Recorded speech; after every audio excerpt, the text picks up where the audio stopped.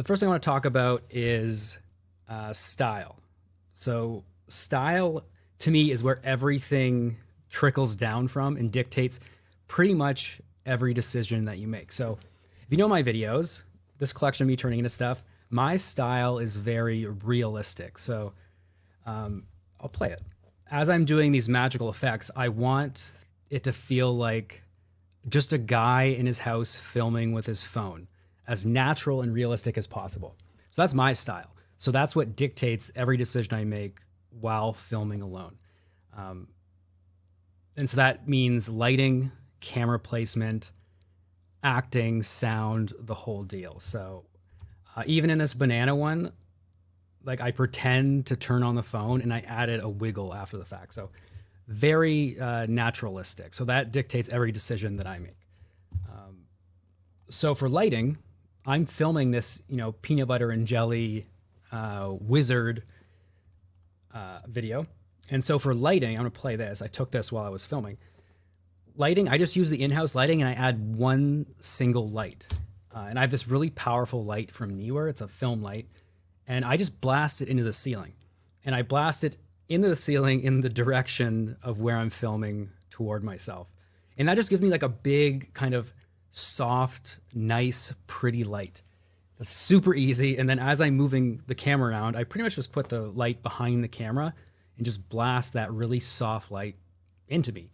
And that's just the easiest way for me to light stuff on the go, not to think about it, not like, oh, there's this pretty rim light, there's this highlight on my eyes, all that stuff. Doesn't matter to me because my style is naturalistic. So nice, soft, pretty light, blast it into the ceiling. Easiest way for me. So as you see, style dictates how I do that. So I don't even have to think about light. And next I want to talk about camera. And this is how I do the camera. I'm not too big on tripods. I like light stands.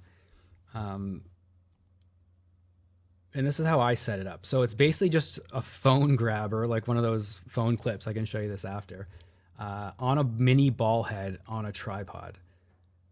And so I'm filming this whole short film with my phone, and with this one stand, I can put it pretty much anywhere.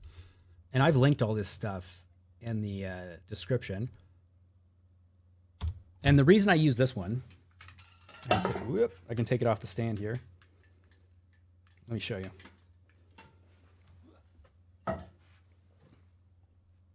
So this is the one I use. And this is like, I linked this one specifically because it's made of thick steel. Like there's flimsy ones where your phone drifts and falls out, but this one is really, really sturdy and strong. And it has these like, you can go horizontal to vertical and then lock that into place. It's got a really tight spring that you can then twist and lock.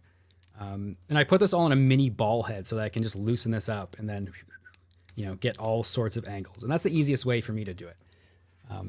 And another thing about style is that dictates where I put the camera. So I always set up the camera where the average person would set it up. So is it the height of a table they put it on? It has to kind of make sense that way. I don't want the camera in all these wacky angles. And so also with this short, I'm only using the, let me switch back. I'm only using the 3 lenses on my iPhone. So the wide, the 1X and the 2.5, the 2.5X longer lens. I don't do any custom zooms because I want it to look like a person just turn on their phone and film. So again, style makes it easy for me. Let's put that back. And then I wanted to talk about very, very super important is an external monitor. I got this one for like $100 on Amazon, and I'll turn it on and I'll show you what it does. Because the biggest problem with filming alone is when you set up your phone to film yourself, how do you see what's in your camera when it's pointing at you? So I'm going to show you how I resolve that. So I'm just going to set up the screen pairing here. So this is just an external monitor that pairs your phone. So check this out. I'll go into the camera app. So here's my phone filming my screen. Yeah, so then this just pairs what my phone sees. And so when this is set up like this filming me, I can see my monitor. Does that make sense? So the external monitor is super helpful because I'll show you this in the shot here. Where's that one? Yeah, so this shot here, wacky shot where I'm summoning a loaf of bread. You know, it's very important to me where that hand lands.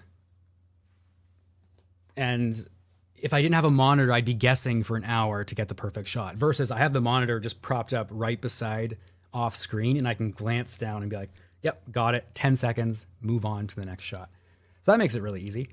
I'm looking at, okay, we're coming up on 10 minutes. That went really fast. Okay. Okay, external monitor, super important. Now I'm talking about green screen. Another way I work fast and efficiently is that I have this pop-up green screen, and I can show that here that I'm carrying around. It's actually the one behind me, but this is a pop-up frame, so it actually unravels or untwists into a big pop-up steel frame that's the size of a human, and you can just carry that around and plop it around the scene. So you're not doing stands with a bar with a fabric green screen, which is really difficult to use. So I linked this one too. This kind of pop-up green screen, super efficient. So as I'm filming, in nearly every shot, I have an element floating that I need to be filmed on green. And I just pop up this green screen, get the element, boom, go next shot. Very little setup. Last thing, because we're coming up on 10 minutes, is sound. Where did I put those? And I think I don't need to show anything for this one. Yeah, it's popped there. For sound, I have the Rode Wireless Pros, which are a little pricey. They're about $300. But the way this works is that you pop it into your phone. And so this is the receiver. And then you just float this mic. You can either clip it on if you're talking, but I'm not. But I just put it right outside a frame.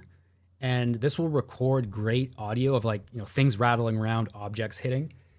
And it bakes it right into the video, which is key.